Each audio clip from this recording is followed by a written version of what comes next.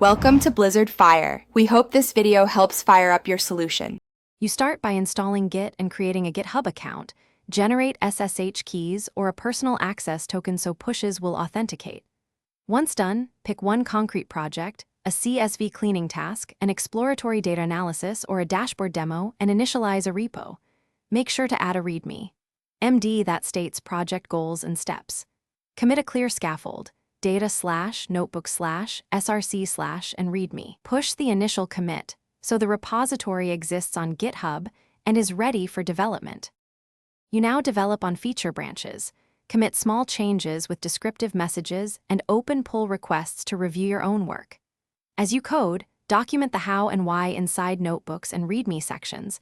Include a data dictionary and representative output visualizations so reviewers quickly understand results. Once done, add requirements.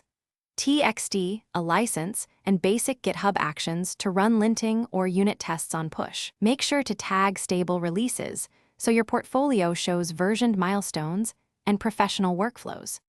You finish by polishing presentation.